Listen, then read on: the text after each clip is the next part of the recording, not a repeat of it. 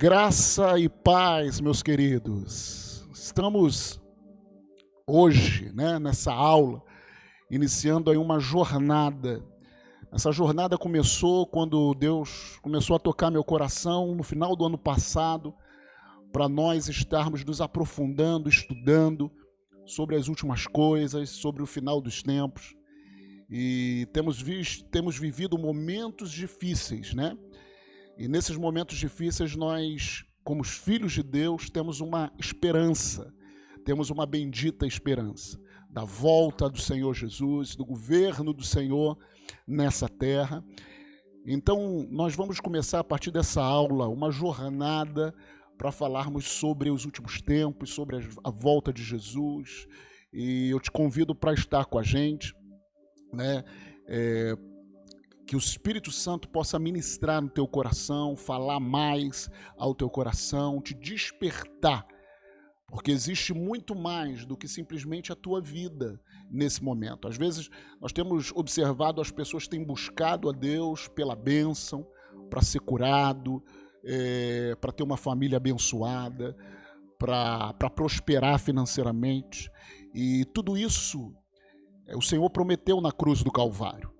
Porém, há muito mais. Há um propósito na minha e na sua vida. Há um propósito, e esse propósito vai se manifestar. Esse propósito, ele fica mais claro quando você e eu, nós sabemos o que vai acontecer, o que vem por aí. Todo crente deve entender de onde ele veio, e nós viemos de Deus, quem ele é hoje, qual é a sua identidade. E nossa identidade é reconhecida em Cristo. E para onde ele vai? Para onde ele vai? Então, essa série de estudos sobre as últimas coisas tem a finalidade de nós termos no nosso coração bem uma convicção de onde a gente vai, o que está para vir. E a volta de Jesus está muito perto. Amém, queridos? Eu quero assim começar esse estudo lendo um texto, que é Mateus capítulo 16, a partir do verso 1, que ele fala o seguinte: aproximando-se os fariseus e os saduceus, tentando, pediram-lhe que lhes mostrasse um sinal vindo do céu. Ele, porém, lhes respondeu: chegada a tarde, dizeis, haverá bom tempo, porque o céu está avermelhado. E pela manhã, hoje haverá tempestade, porque o céu está de um vermelho sombrio. Olha o que Jesus falou. Sabeis, na verdade, discernir o aspecto do céu, e não podeis discernir os sinais dos tempos? Jesus estava ensinando aqueles fariseus que, quando eles olhavam para o céu, eles conseguiam discernir se logo à frente iria chover ou se não iria chover, se ia ter um bom tempo. E Jesus ele pegou isso e comparou, nos exortando para que a gente possa discernir os sinais dos tempos. Discernir os sinais dos tempos. Entender pela palavra, profeticamente, o que tem acontecido para discernir os sinais dos tempos.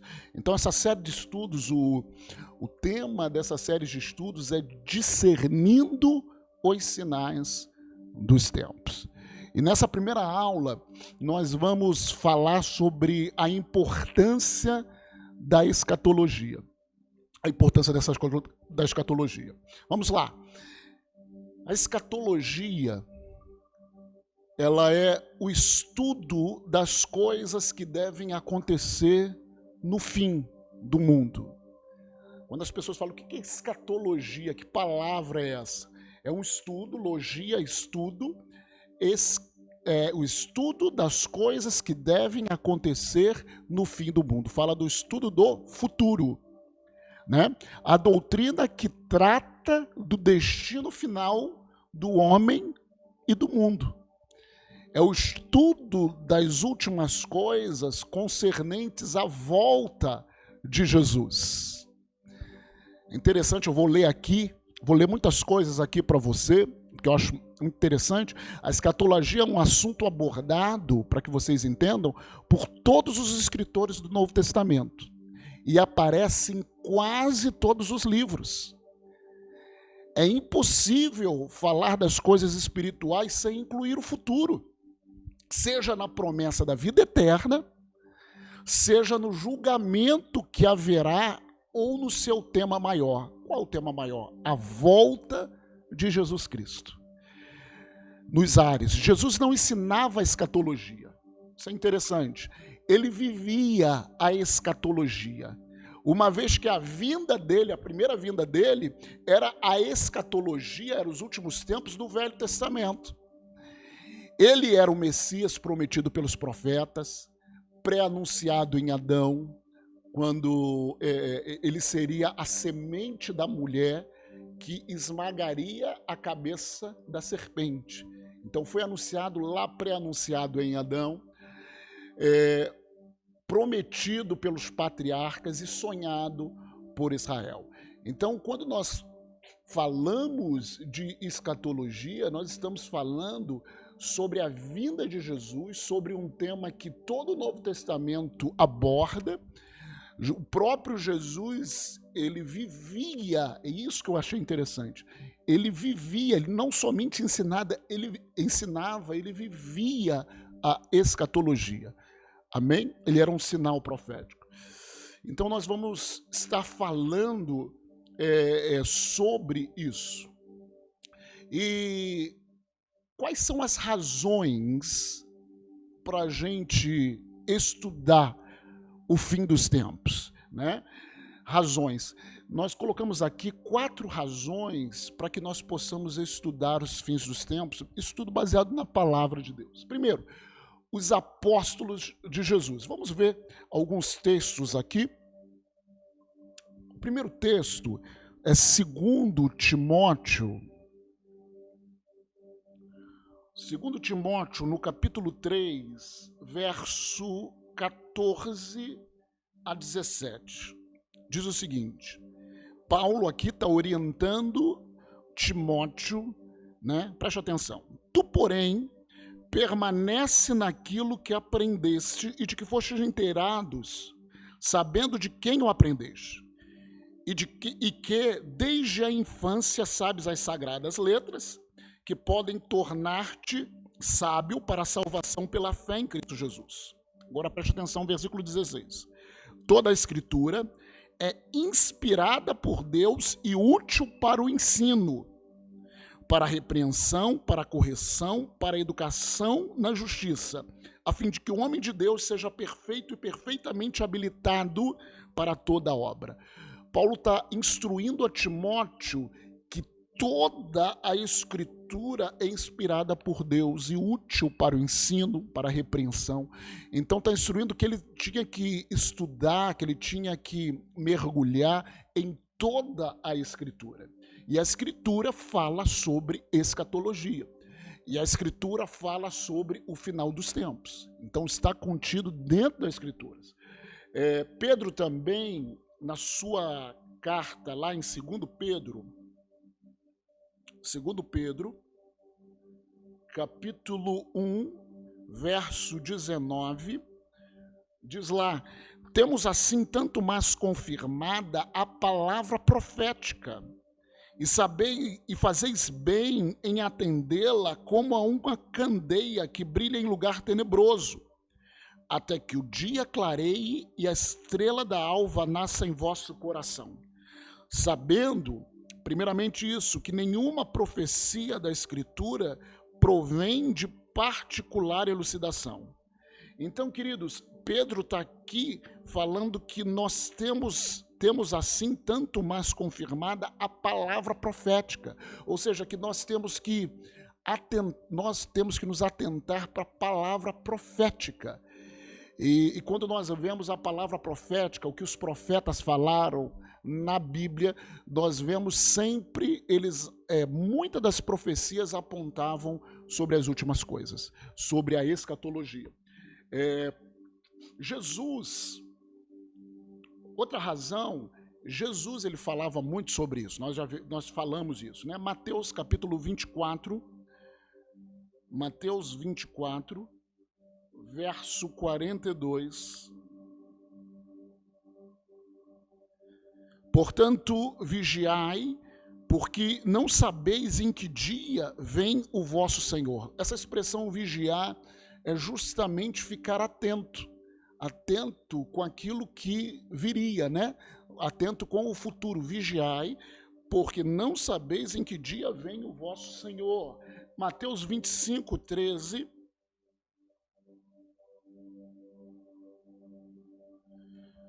Vigiai, pois, porque não sabeis o dia nem a hora. Marcos 13,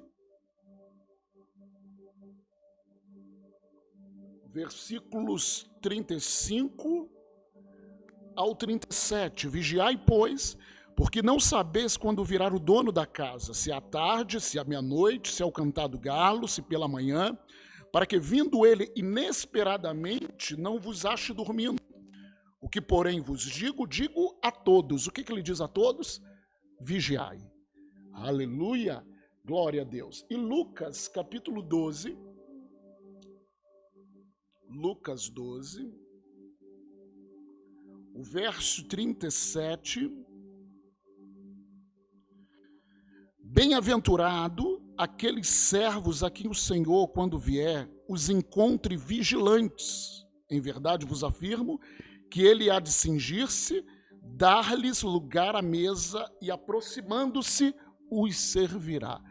Então, o Senhor, quando ele vier, ele tem que nos encontrar vigilantes, que nós possamos estar vigilantes, né, em relação à sua vinda. Paulo também, o apóstolo Paulo, em 1 Tessalonicenses, você pode abrir lá sua Bíblia, em 1 Tessalonicenses, no verso 5, no capítulo 5, versos de 4 a 6, Paulo ele fala para a igreja de Tessalônica: mas vós, irmãos, não estáis em trevas, para que esse dia, como ladrão, vos apanhe de surpresa.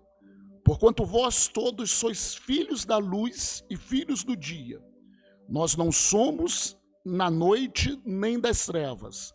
Assim, pois, não durmamos como os demais. Pelo contrário, olha o que ele fala: vigiemos e sejamos sóbrios. Aleluia. Então, Paulo orienta a igreja a estar vigilante, né? Tudo a respeito da volta de Jesus. E lá também no Apocalipse, que João escreveu, João cita uma fala de Jesus. Em Apocalipse, capítulo 16, Apocalipse, capítulo 16, verso 15. O próprio Jesus aqui falando: eis que venho como vem o ladrão, bem-aventurado aquele que vigia e guarda as suas vestes, para que não ande nu e não se veja a sua vergonha. Bem-aventurado aquele que vigia. Então, essas razões para que a gente possa vigiar, ou para que a gente possa estudar, nos aprofundar sobre o final dos tempos, é muito importante, né? Paulo falou, Pedro falou, João falou e o próprio Jesus falou. Amém? É tempo de vigiarmos, irmãos, em o nome de Jesus. Quando nós estudamos sobre... Não, eu também quero falar algo muito interessante, né? Isaías, lá no capítulo 65, Isaías 65, Isaías 65, a partir do versículo 17, ele fala do 17 ao 25, ele fala aí sobre o reino milenar. Nós, nas aulas subsequentes, você vai entender o que ele está falando aí. Mas justamente quando Pedro fala para que a gente prestar atenção nas palavras proféticas, Isaías foi um profeta que profetizou do versículo 17 ao 25 aí do capítulo 65 sobre esse reino milenar. Olha só que coisa tremenda. Pois eis que eu crio novos céus e nova terra, e não haverá lembrança das coisas passadas, jamais haverá memória delas. O que nós estamos vivendo aqui vão ser coisas passadas. Aleluia.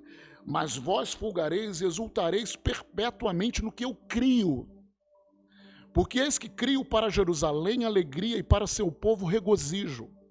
Exultarei por causa de Jerusalém e me alegrarei no meu povo, e nunca mais se ouvirá nela nem voz de choro, nem de clamor. Você que está chorando, você que tem motivo para chorar nesses tempos, vai acontecer, Jesus vai voltar, Jesus vai governar aqui no milênio, e nunca mais vai se ouvir voz de choro, nem de clamor. Não haverá mais nela criança para viver poucos dias, nem velho que não cumpra os seus. Porque morrer aos 100 anos é morrer ainda jovem. Que isso, pastor? Que ele fala, vai acontecer no reino milenar. Futuramente nós vamos estar falando sobre o reino milenar e as características dele, mas uma das características no reino milenar, do milênio do próprio Senhor Jesus, é que é isso aqui, ó. Porque morrer aos 100 anos é morrer ainda jovem. Aleluia. E quem pecar só aos 100 anos será amaldiçoado. Eles edificarão casas e nelas habitarão, plantarão vinhas e comerão seu fruto. Não edificarão para que outros habitem, não plantarão para que outros comam, porque a longevidade do meu povo será como a da árvore. Olha, e os meus eleitos desfrutarão de todas as obras das suas próprias mãos. Não trabalharão debalde, nem terão filhos para calamidade. Oh, glória a Deus! Porque são a posteridade bendita do Senhor, e os seus filhos estarão com eles. E será que antes que clamem, eu responderei. Estando eles ainda falando, eu os ouvirei. O lobo e o cordeiro pastarão juntos, e o leão comerá palha como boi. Você pode vislumbrar isso? Pó será a comida da serpente. Não se fará mal nem dano algum em todo o meu santo monte, diz o Senhor. Isso não é uma utopia, isso vai acontecer. É muito interessante que muitas pessoas têm buscado justiça social, têm lutado por justiça social, têm lutado por um mundo melhor, mas eu vou falar algo para você. Não que nós não devemos lutar por justiça, mas esse mundo melhor, esse governo justo, só vai acontecer quando Jesus Cristo estiver reinando a partir de Jerusalém no milênio. Vai ser outra coisa, você não vai ter mais lembrança das coisas passadas.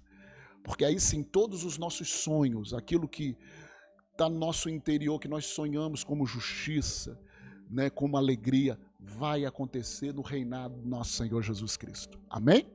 Isso é muito interessante. Mas quando nós estudamos sobre escatologia, né, sobre os finais dos tempos, eu botei aqui que nós temos que focar na direção certa. Amém? Porque nós falamos sobre os finais dos tempos, mas qual é a direção certa? Qual é o nosso foco do nosso estudo? O foco do nosso estudo tem que ser sempre Jesus, uma pessoa.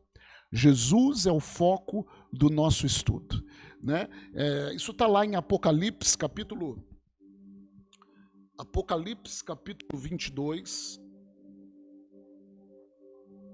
verso 13, diz: eu sou o alfa e o ômega, o primeiro e o último, o princípio e o fim. Jesus, ele é o alfa e o ômega, a primeira e a última letra do alfabeto grego. Primeiro e último, o princípio e o fim. João, capítulo 1, verso 3, fala que todas as coisas foram feitas por intermédio dele, e sem ele, nada do que foi feito se fez. Jesus como centro. Colossenses, capítulo 1, Colossenses 1, verso 13, verso 16, diz: pois nele foram criadas todas as coisas, nos céus e sobre a terra, as visíveis e as invisíveis, sejam tronos, sejam soberanias, quer principados, quer potestade, tudo foi criado por meio dele e para ele. Novamente, Jesus aí centralizado sobre todas as coisas. E o último texto, Hebreus, capítulo 2. Hebreus 2, o verso é o verso 10, fala: porque convinha que aquele por cuja causa e por quem todas as coisas existem, conduzindo muitos filhos à glória, aperfeiçoasse por meio de sofrimentos o autor da salvação deles. Então aqui, por quem todas as coisas existem. Jesus, ele é o centro de todas as coisas. Jesus tem que ser o centro do nosso estudo sobre escatologia, sobre as últimas coisas. Amém? Então nós temos que focar na direção certa. Há uma expressão quando nós estudamos sobre últimos tempos, há uma expressão recorrente na palavra chamada últimos dias. Muitas das vezes nós lemos na Bíblia, mas nós não entendemos muito o que a Bíblia está falando. Vamos ler alguns textos que falam sobre essa expressão. É Atos. Depois nós vamos entender o que isso significa. Atos, capítulo 2, o verso 15 ao verso 18. Em Atos 2, para que você entenda aqui, Jesus ele tinha morrido, ressuscitado, tinha passado um tempo com os discípulos e falou para os discípulos: olha, vocês vão permanecer em Jerusalém, até que do alto vocês vão, esperando a promessa, vocês vão ser revestidos do poder para vocês, do Espírito Santo, né?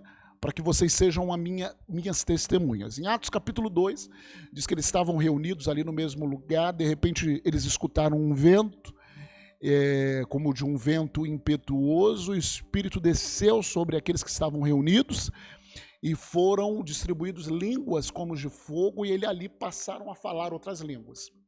Aquele tempo era o tempo da festa do Pentecostes.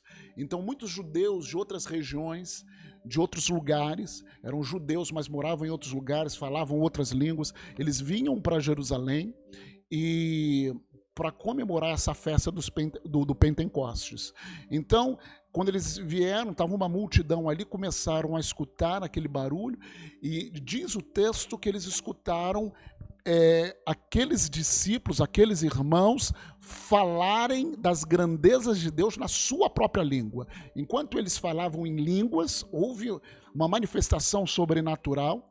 Nós falamos que as línguas aí foram as línguas como sinais para os incrédulos. Então, eles começaram a escutar na sua própria língua sobre as grandezas de Deus. E outros que não escutaram começaram a achar que eles estavam embriagados.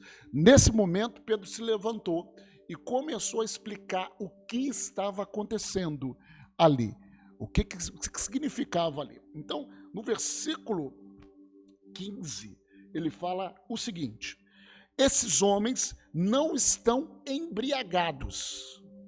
Alguns pensavam que eles estavam embriagados. Como vinde pensando, sendo essa a terceira hora do dia.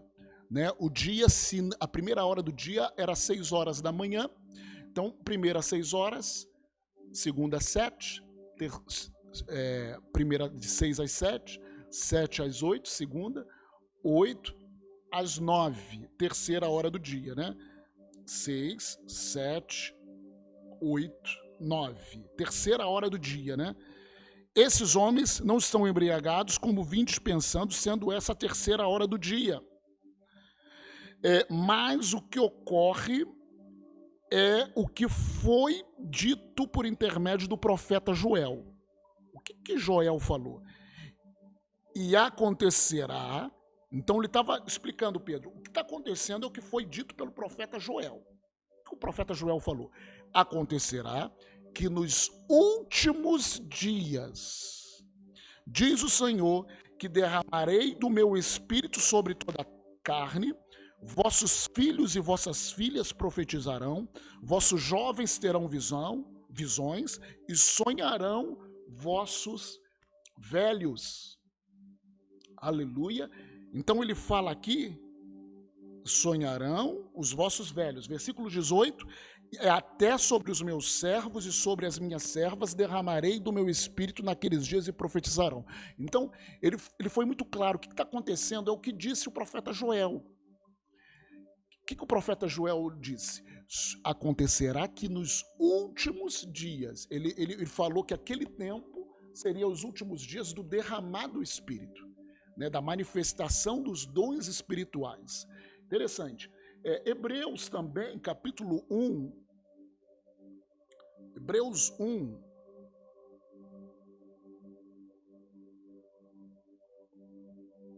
versículo 2.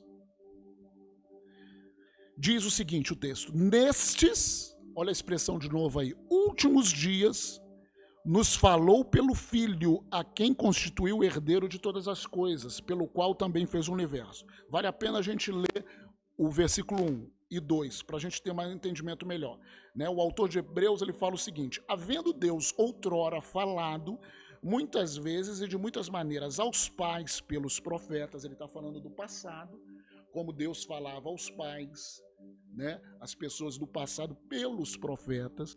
Aí ele falou aqui, nestes últimos dias, olha a expressão, nos falou pelo Filho, a quem constituiu o herdeiro de todas as coisas, pelo qual também fez o universo. Os últimos dias, alguns autores bíblicos definiram esse período entre a vitória de Jesus sobre a morte, né, na cruz, e o fim dos tempos, né, o fim de tudo, que eram os últimos dias. Outros também creem, e eu entendo mais dessa maneira, que quando Pedro falou lá em Pentecoste, naquele tempo, que o que estava acontecendo era que nos últimos dias seria derramado o Espírito Santo. Outros creem que o primeiro dia dos últimos dias não foi na vitória de Jesus na cruz, mas foi justamente no derramado Espírito Santo em Pentecostes. Então, esse seria o primeiro dia dos últimos dias, dos chamados, esse tempo chamado últimos dias, até a consumação de todas as coisas, né? No caso, até a volta de Jesus Cristo, para ser melhor. Exato. Então, esses últimos dias, ele marca o tempo da igreja, que é justamente o que Pedro falou. O Espírito Santo ia ser derramado sobre toda a carne. Os vossos filhos profetizarão. Então, é o tempo da manifestação do Espírito Santo, ou o tempo que a gente chama da graça, o tempo da igreja, ou também há uma expressão na Bíblia chamada tempo dos gentios, né?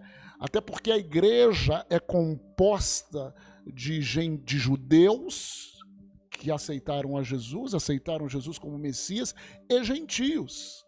A igreja, ali era um mistério, os discípulos.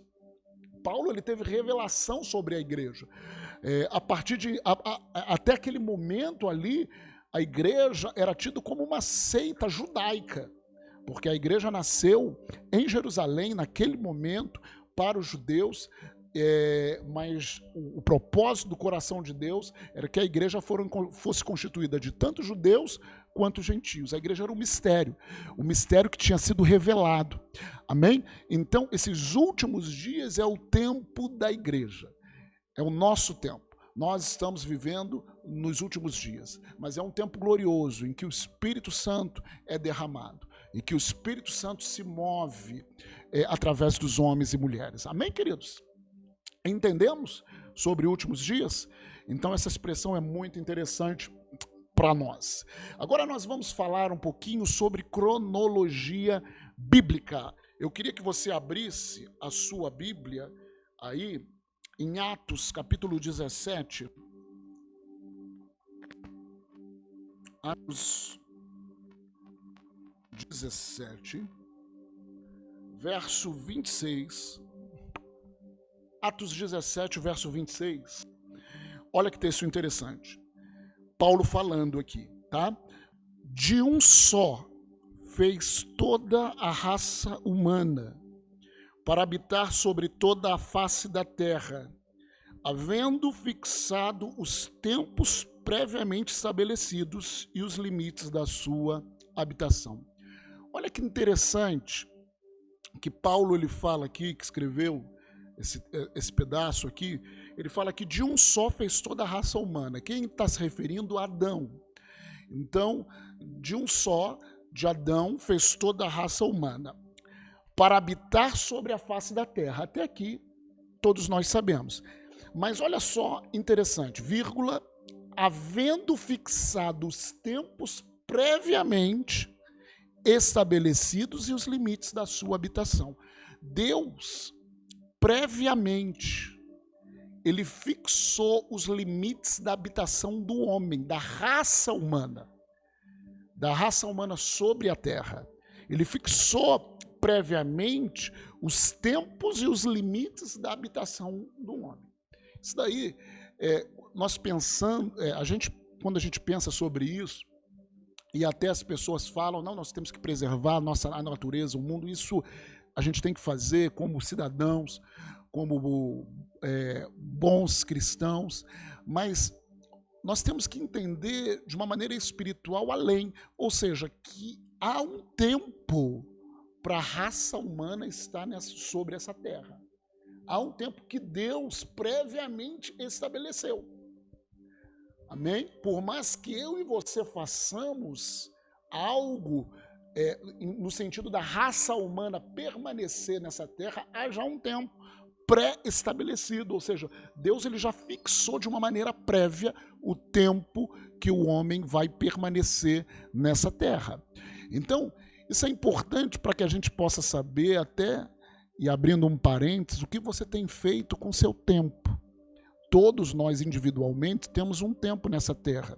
Pessoas têm abreviado o seu tempo, né, vivendo de uma maneira fora do Senhor, vivendo de uma maneira fora dos princípios da palavra de Deus.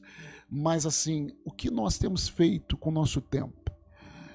O teu tempo nessa terra não é somente para que você alcance os seus objetivos pessoais, né, para que você curta a vida, né? Curta a vida. Não, nós temos que remir, como diz a Bíblia, o nosso tempo. Entender que nós estamos investindo para algo maior. Nós temos um propósito nessa terra. O que você tem feito com o seu tempo? O que eu tenho feito com o meu tempo? Então, assim, abrindo esse parênteses, que você possa pensar sobre isso. Porque Deus já previamente estabeleceu o tempo do homem. Então, quando nós falamos sobre cronologia bíblica, a básica é que Deus já a base é que Deus já fixou de uma maneira prévia o tempo da raça humana na Terra. É interessante, meus queridos, que quando a gente vê em Gênesis, Deus, no começo, instituiu, Deus criou o mundo em 6 dias. Criou lá no primeiro dia. A Bíblia diz, houve tarde e manhã o primeiro dia. Gênesis capítulo 1, quando nós vemos lá sobre a criação, e Deus lá criou o mundo em 6 dias. O 6º dia Deus criou os animais, e no 6º dia Deus falou, façamos o homem à nossa imagem conforme a nossa semelhança. Deus criou o ser humano no 6º dia. E vemos lá no relato de Gênesis que no 7º dia Deus descansou. Deus fez todas as coisas em 6 dias e no 7º dia Deus descansou. É interessante que depois lá na lei, Deus ele santificou esse 7º dia, porque no 7º dia Deus descansou. E Deus estabeleceu para os judeus uma lei para que eles guardassem o 7º dia, ou guardassem o sábado. O sábado, Deus instituiu. Na lei, Deus fala assim, 6 dias trabalharás, e no 7º dia descansarás. Parece, meu irmão, há uma interpretação de alguns teólogos que parece que esse relato de Gênesis é algo profético, E o sábado, guardar o sábado, é algo profético, é um sinal profético para a humanidade, muito provavelmente, preste atenção nisso, o tempo que o homem teria sobre a terra. Nós lemos lá que em Atos 17, 26, que Deus previamente estabeleceu o tempo da raça humana sobre a terra, e parece que o sábado é um sinal profético para a humanidade, muito provavelmente do tempo que o homem teria sobre a terra. Como assim, pastor? Não estou entendendo. Bom, abre sua Bíblia em Salmos, capítulo 90. Vamos ler 2 textos. O primeiro texto é Salmos 90,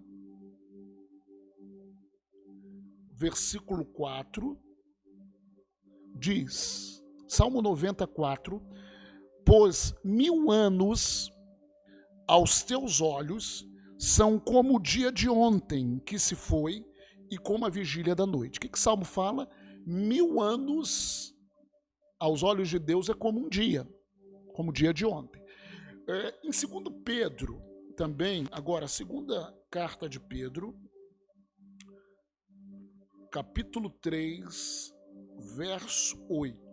Pedro estava falando, o contexto aí era sobre os últimos dias. Alguns falavam, olha, mas Jesus tem falado que ele sempre, desde os pais, nós escutamos ele falar que ele vai voltar e até agora não aconteceu. Ele fala, calma, há uma longanimidade de Deus. E Pedro está ali explicando para a igreja, ou seja, o assunto, se você ler todo o capítulo 3, né, o assunto é sobre a volta do Senhor Jesus.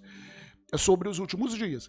E no versículo 3, do versículo 8, quando ele explica sobre a longanimidade de Deus, para que as pessoas se arrependessem, ele fala assim, no versículo 8, 2 Pedro 3:8, há todavia uma coisa, amado, que não deveis esquecer. Então, o que nós não devemos esquecer em relação à volta do Senhor?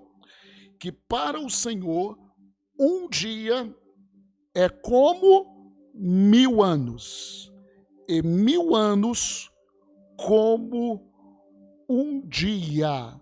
Aleluia! Glória a Deus.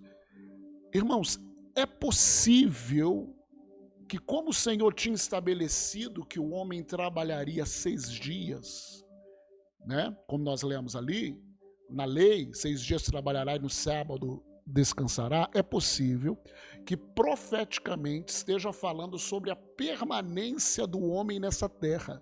6 dias de milênio, ou seja, 6.000 anos. 6 dias de milênio.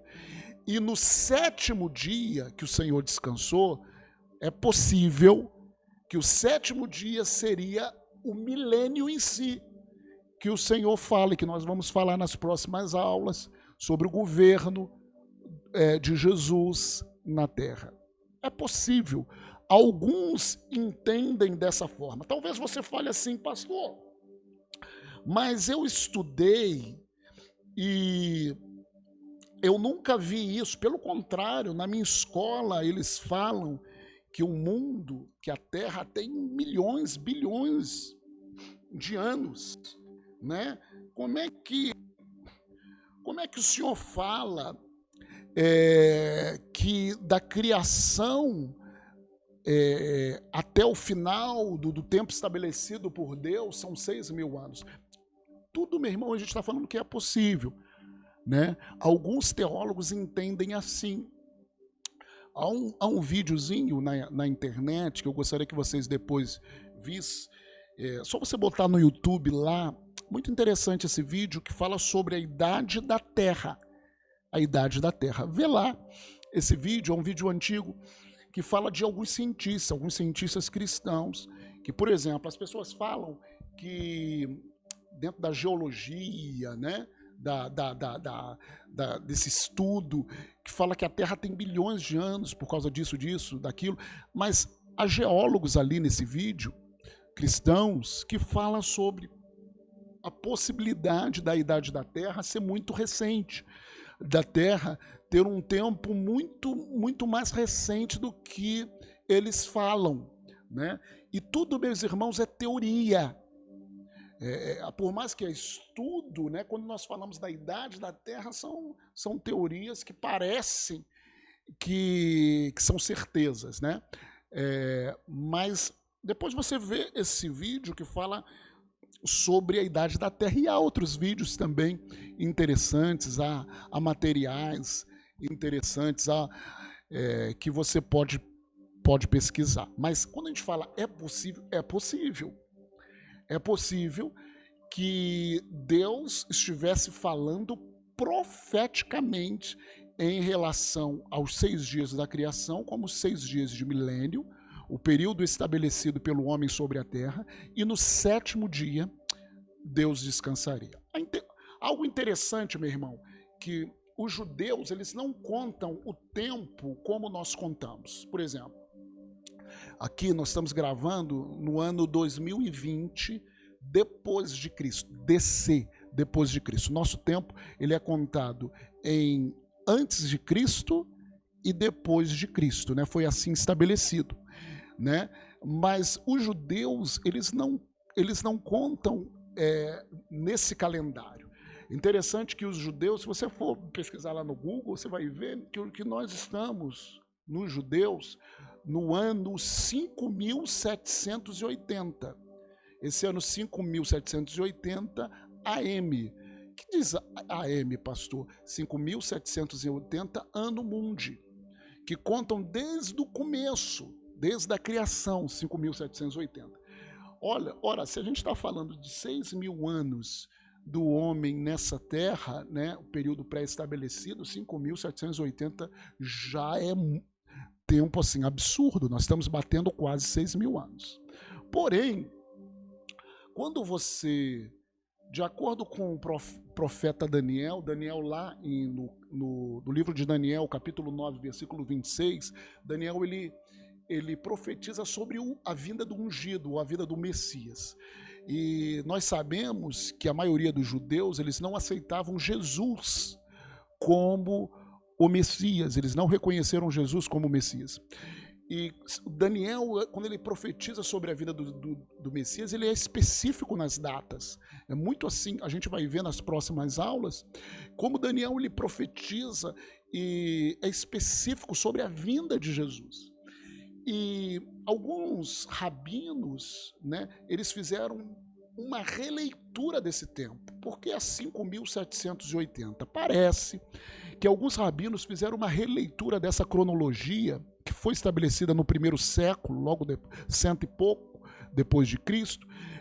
Alguns rabinos fizeram uma releitura dessa cronologia, retirando um tempo de alguns reis persas. Nós sabemos que Israel ele foi para o cativeiro babilônico, né?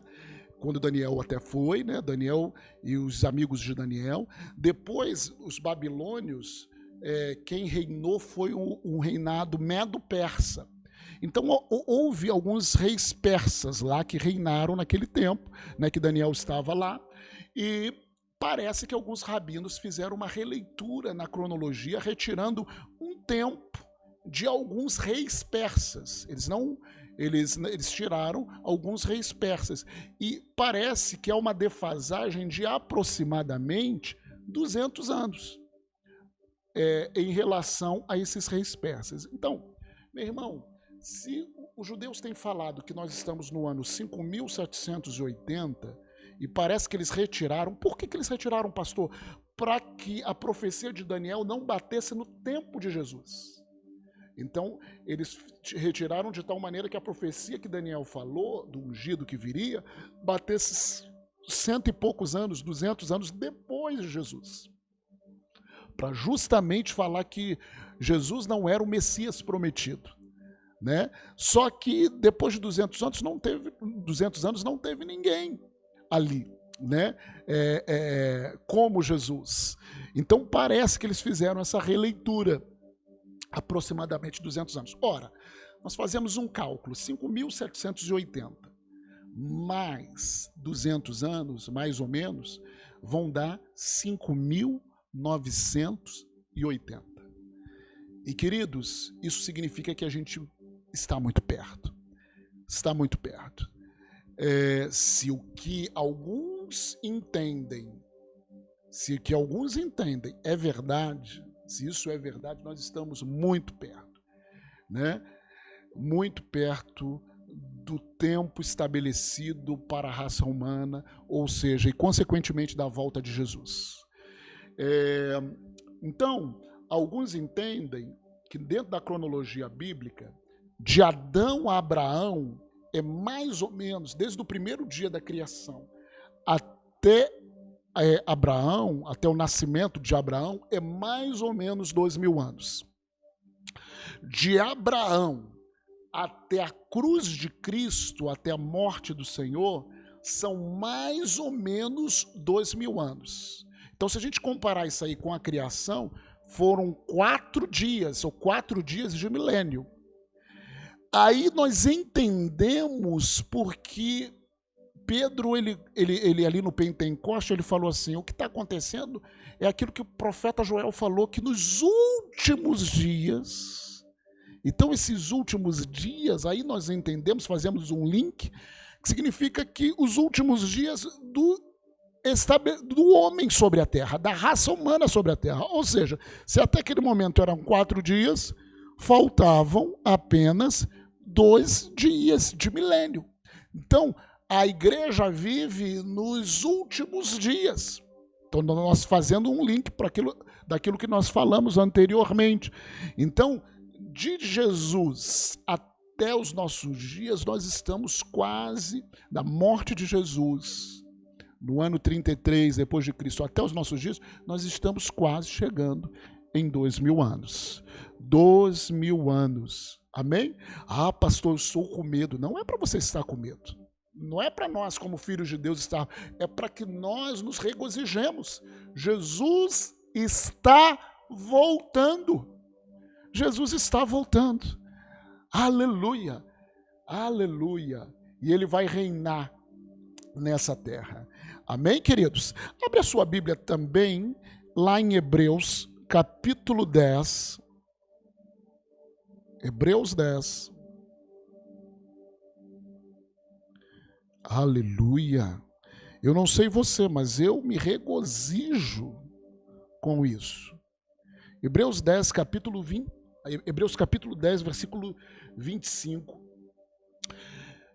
Eu creio que é por isso que muitos, como eu falei aqui no começo, no final do ano passado, o Senhor estava me despertando para estudar sobre escatologia. Muitos estão falando sobre isso, nós estamos vivendo, quando nós estamos gravando aqui, justamente num tempo de uma pandemia.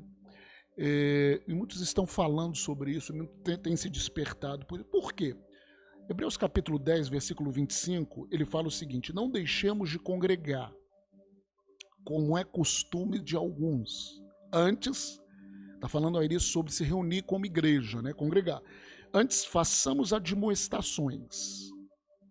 E tanto mais quanto, interessante essa expressão, não deixe de congregar, mas façamos a admoestação. Em que proporção que nós temos que exortar a fazer essa admoestação?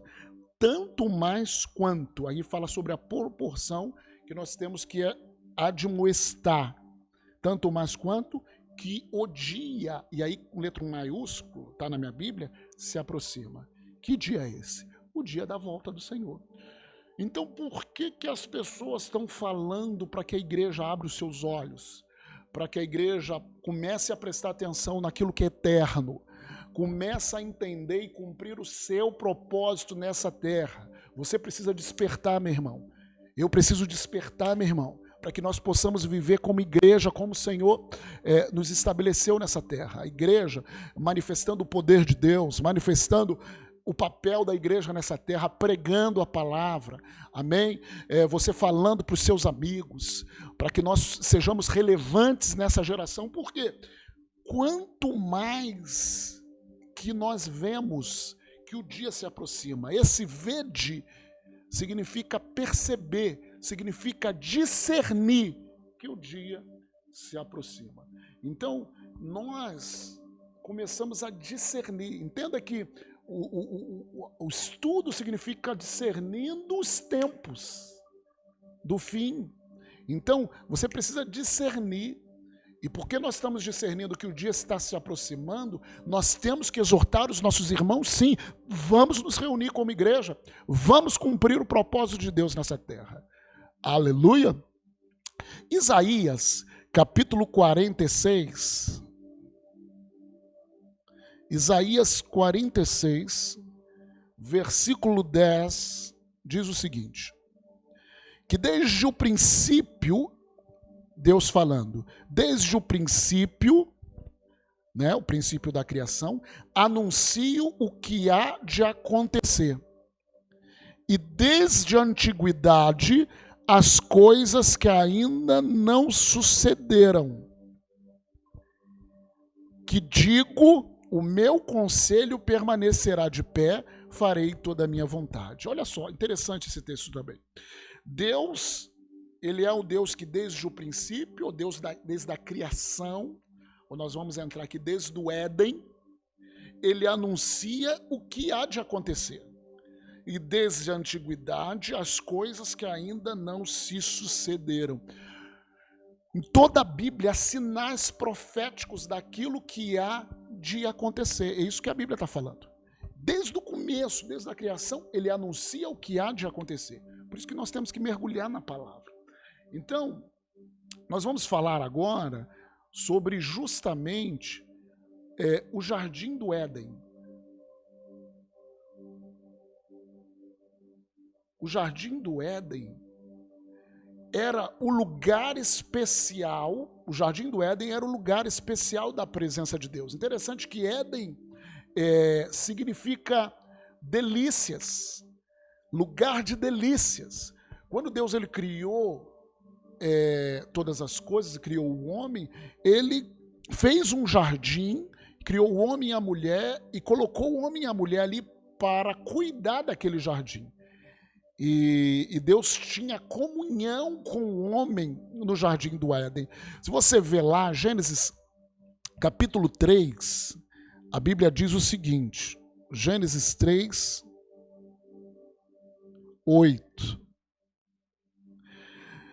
Quando ouviram a voz do Senhor Deus que andava, essa palavra andava significa passeava, andava ou passeava pelo jardim na viração do dia. Deus, viração do dia, 6 horas da tarde, ou 6 horas, né? 6 horas da tarde era a viração do dia.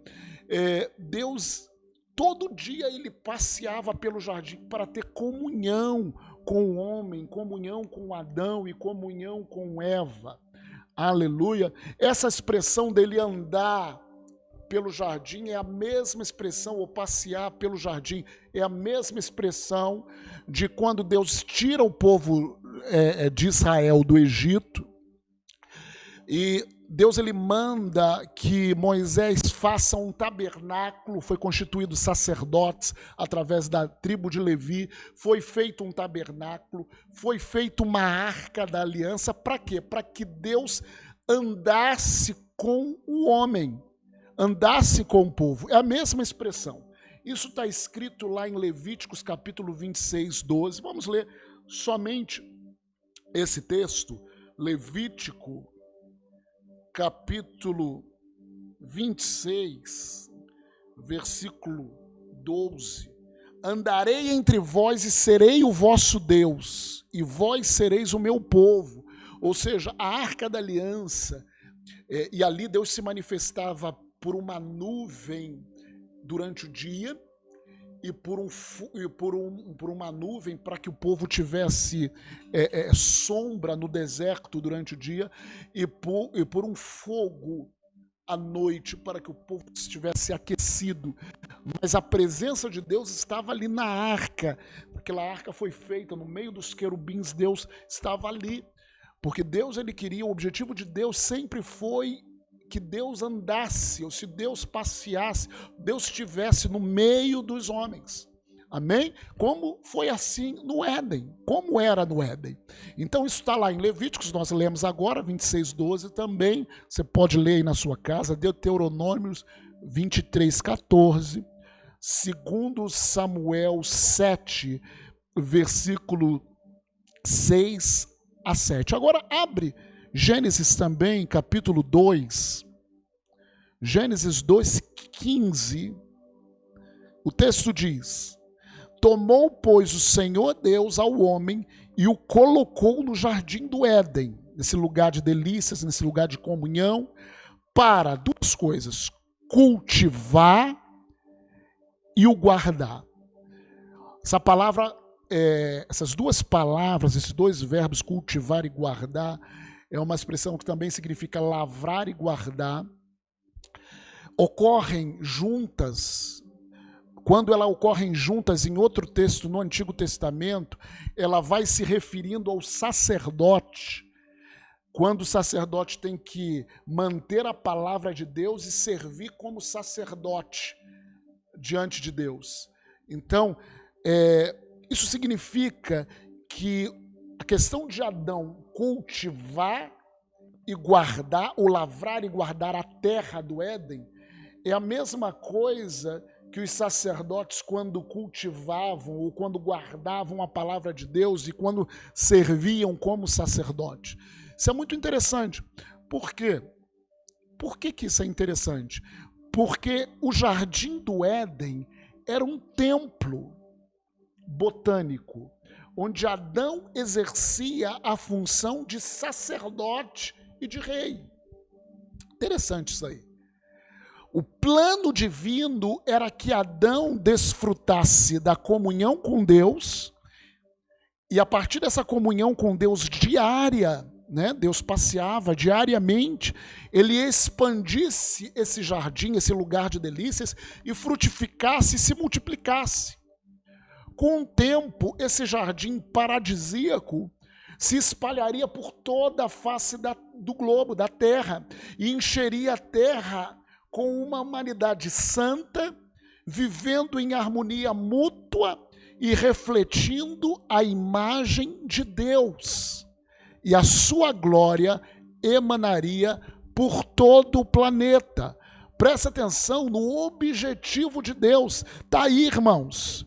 Números, capítulo 14, abre lá. Números 14, no verso 21. Números 14, 21, o que a Bíblia diz? Porém, tão certo como eu vivo, e como toda a terra se encherá da glória do Senhor.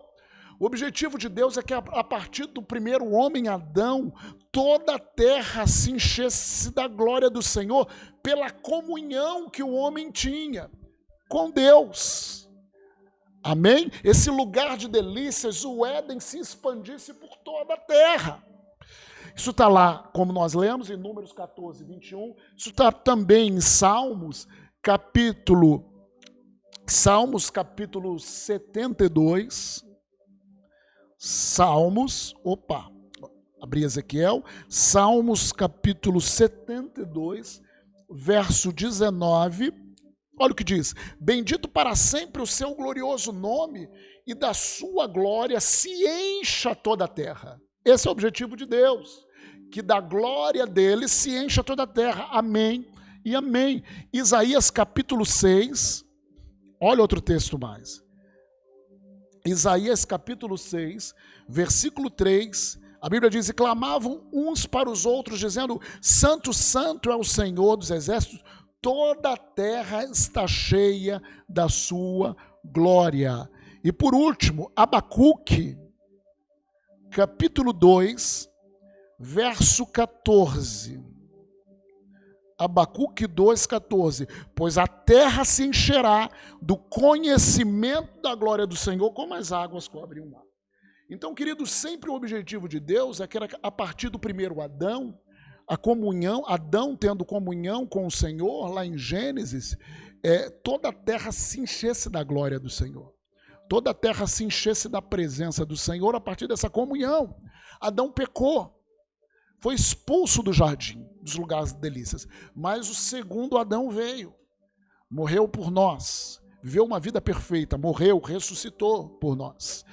E como Deus ele faz os seus planos desde o princípio, ele já anuncia o final, vai ter o reinado do milênio. O objetivo do reinado do milênio com Jesus Cristo, a partir de Jerusalém, é para que toda a terra se encha da glória do Senhor.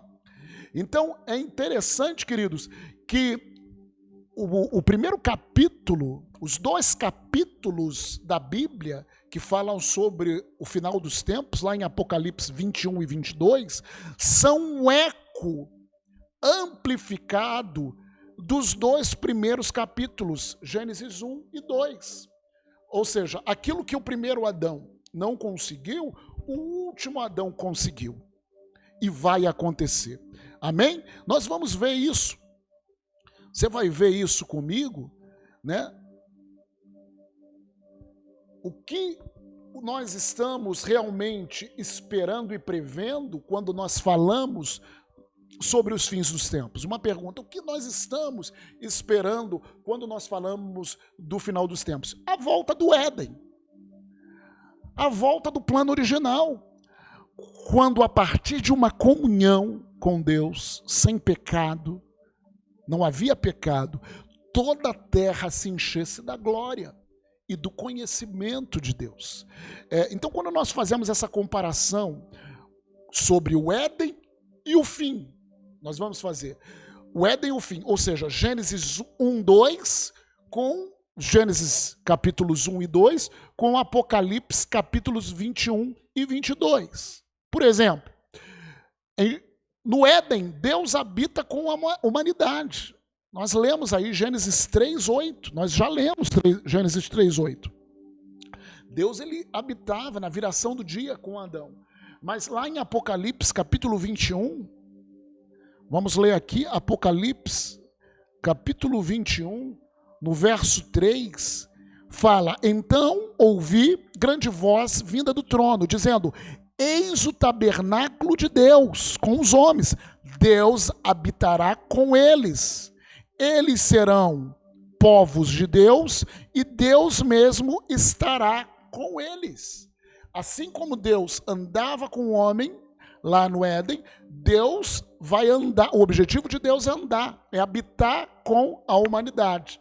Isso também está lá no versículo 22 e 23. Isso também está em Apocalipse 22, de 3 a 5. Amém? Então a gente está fazendo essa comparação. Também no Éden não havia pecado, não havia pranto, não havia dor, não havia morte, não havia medo. O homem temeu depois que pecou.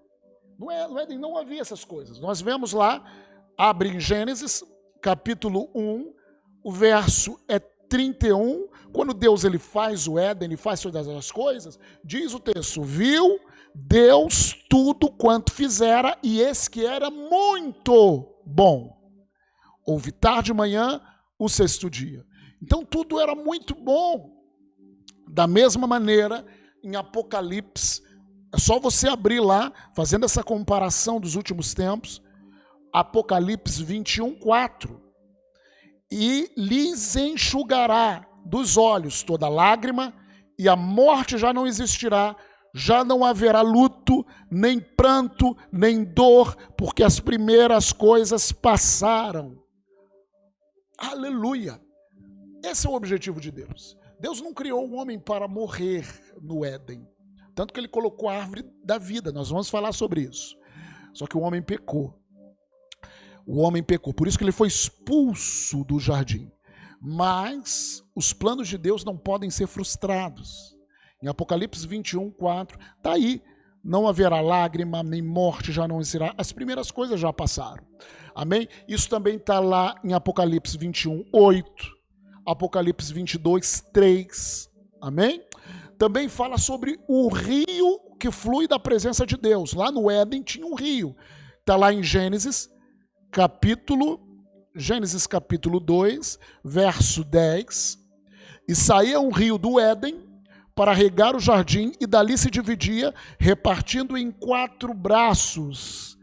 Em Apocalipse 22, você vê também em Apocalipse, capítulo 22, versículo 1 e 2. Então me mostrou o rio de água da vida, brilhante como cristal, que sai do trono de Deus e do Cordeiro. No meio da sua praça, de uma e outra margem do rio, está a árvore da vida, que produz 12 frutos, dando seu fruto de mês em mês, e as folhas da árvore são para a cura dos povos. Então está falando aí sobre o rio e está falando sobre a árvore da vida, que é o nosso próximo assunto. A árvore da vida dá frutos, tanto no Éden, como nós lemos lá em Gênesis, capítulo 2, no verso 9. Do solo fez o Senhor Deus brotar toda sorte de árvores agradáveis à vista e boas para o alimento, e também a árvore da vida no meio do jardim e a árvore do conhecimento do bem e do mal. Também está escrito em Gênesis capítulo 3, versículo 22, sobre a árvore da vida, e nós já lemos Apocalipse 22, 2, fala sobre a árvore da vida. Ou seja, o Éden era um eco amplificado daquilo que vai acontecer, porque os planos de Deus, eles não vão mudar. O que Deus estabeleceu vai acontecer. Amém? Os sinais proféticos da palavra de Deus vão acontecer. Aleluia! Glória a Deus. Na verdade, para a gente finalizar isso, irmãos, sempre que você pensar sobre o fim dos tempos, lembre-se do começo da história. Lembre-se do Éden, o lugar de delícias, porque o Éden está voltando. Amém? Eu queria terminar esse estudo de hoje, o primeiro, orando por você. Amém? E para que você tivesse essa noção, essa expectativa santa que Jesus está voltando. Nos próximos estudos, nós vamos nos aprofundar sobre as profecias, falar de alguns aspectos, né? E nós vamos estar juntos em nome de Jesus. Feche os seus olhos aí. Pai, nós te louvamos e te agradecemos. Que tudo aquilo que nós falamos, Senhor, que o teu Espírito possa ministrar nesse coração, possa gerar uma expectativa santa da sua volta, porque o Senhor é o foco do nosso estudo. O Senhor é o princípio, o Senhor é o fim. Que esse estudo possa gerar, Senhor, não somente conhecimento humano, mas possa gerar uma expectativa santa, o fogo santo. E esse fogo possa fazer com que nós possamos cumprir o nosso propósito, manifestar o teu reino nessa terra, como igreja. Obrigado, Pai, porque nós estamos vivendo esses tempos dos últimos dias. Em nome de Jesus. Nós abençoamos esses irmãos que estão escutando, em o nome de Jesus. Amém. Amém? Até a próxima, querido. Deus abençoe.